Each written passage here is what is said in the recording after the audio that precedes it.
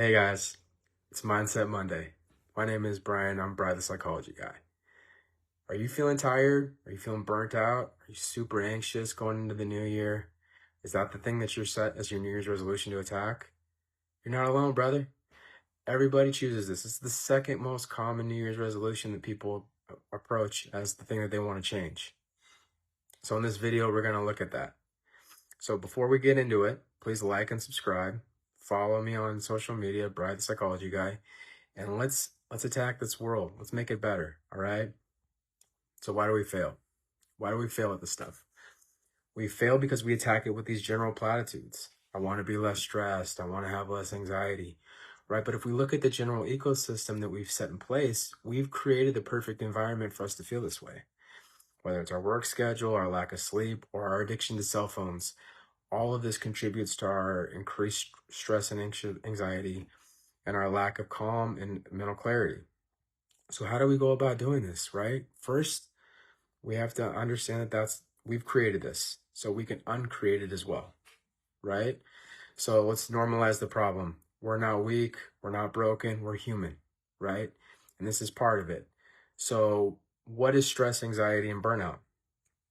It's the central nervous system's response to an overbombardment of input, right? Our brain is sending signals to our body. We cannot continue at this rate. We have to pull over. We have to stop. The good thing is we have to recognize it, right?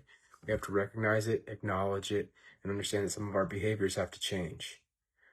Dramatic changes happen through boring, repeatable behaviors, right? So how do we do this? We set boundaries first and foremost. That's got to be our first step. We've got to start with setting boundaries internally, right? We have to set these boundaries as far as what we're able to do always and what we're able to do sometimes. And then we have to stick to them. We can't apologize for the boundaries we set. We have to stick to them and let the consistency be the explanation. If somebody asks you, can you do something? You can say, I'm not available for that, or I can't do it now. I can do this then, and set the timeline in place for when you might be able to help people. And you're going to have to expect some pushback. These people who have had access to you unfiltered for all this time are going to feel a little resentful to the fact that you now have these new boundaries. But when you apologize to them, you subtly undermine them. So don't apologize. Just let the consistency be the explanation. That also is really big with your cell phone. I love the do not disturb feature on my iPhone. Every night when it's time to go to bed, my phone automatically goes to it. And what that does is it sends everything to voicemail. Utilize this feature. Allow the people to not have access to you. People who have access to you, it's input, constant input, right? So this video is going to be a little conflicted because things like cell phones are some of the greatest tools that we have, but it's also the biggest contributor to stress and anxiety that we have as well. So we have to use the positive features like the do not disturb, the bedtime feature, and also simultaneously distance ourselves from some of the other features like social media and the constant news bombardment, right? So when we look at this from that perspective, social media companies have hired psychologists, PhD psychologists, research psychologists on how to keep people on their apps, how to keep people utilizing them, right? So they're using your psychology against you. So you have to own your own psychology and use it in your own benefit. They are trying to hijack your cortisol levels. They're trying to hijack your dopamine, serotonin, oxytocin. They're trying to keep you on there. You have to acknowledge that's what they're going to try and do, and you have to be responsible by setting those boundaries as to what you're willing and when you're willing to do that. So when we realize that the stress and anxiety is coming from a central nervous response that's coming from an overbombardment of input, we have to also acknowledge the things that are the side effects of the stress and anxiety and burnout. Focus dissipates, so does motivation, which is the key driver for these New Year's resolutions, right? So we have to create the boring, repeatable behaviors that allow for us to undermine the stress and anxiety that's coming our way.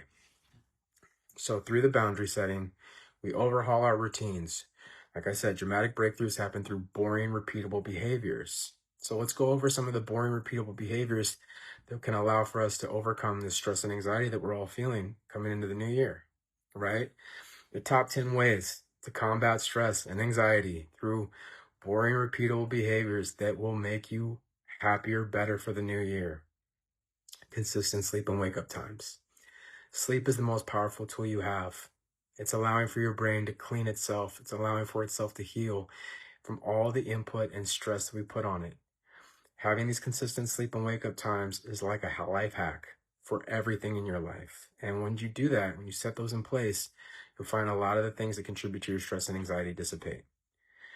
So for healthcare workers, this is truly difficult because some of us work 3 nights on, 4 nights off, and those sleep times and wake up times are different for the days that we work and the days that we don't. You have to navigate that. And sometimes there's going to be days where that doesn't work in your benefit and doesn't work in your favor. But it will end up calibrating and catching back up to itself as long as you stick to the boundaries that you've set as far as wake up times and sleep times. Morning light exposure is one of the greatest things you can do as well. When you wake up in the morning, don't look at your phone, don't look at the TV, just get up and get sunlight on your face. You'll feel better. You'll feel better, I promise you. Daily movement and exercise, even if something as simple as stress, mobility work, or walking, you'll feel better. You'll feel the body tension that contributes to stress and anxiety, and as a side effect of stress and anxiety dissipate, and that'll help you feel better. And you'll be better in your daily life because of it. One thing that everybody can do is control breathing techniques, even if it's as simple as for like 2 to 5 minutes. Breathe in for 4 seconds, breathe out for 6 seconds. You'll feel so much better, I promise you. One thing that I do every single day throughout the day is I take a long deep breath in and a long deep breath out, and I can feel the tension come out of my chest, come out of my shoulders, and I feel better. And it's repeatable. It's something that compounds. So the more I do it, the better I feel. So if I do it 10 times throughout the day, it helps.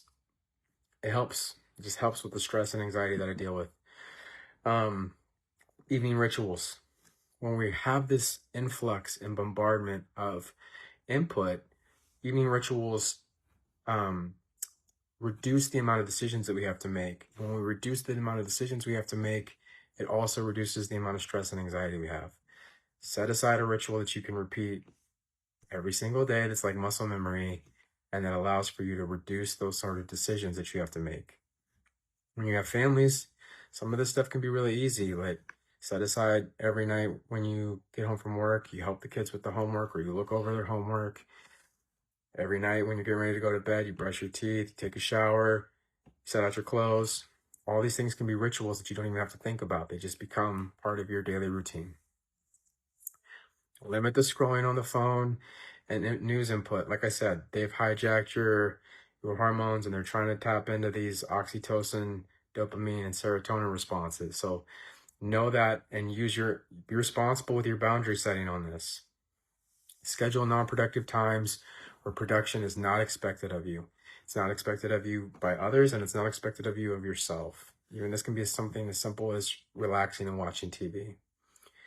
Strength training is my favorite. If I get a morning workout in where I get to lift heavy, the rest of my day, it's almost impossible to make me angry, and my stress and anxiety levels are next to nothing. Journaling or mental offloading is a great one for people who don't like exercise, don't like working out. And the last one is the one we've talked about probably more than anything, and that's setting boundaries. Remember, this is all possible. You can do this. You have to create the ecosystem, but you created the one that is not working for you. You can create the one that will work for you.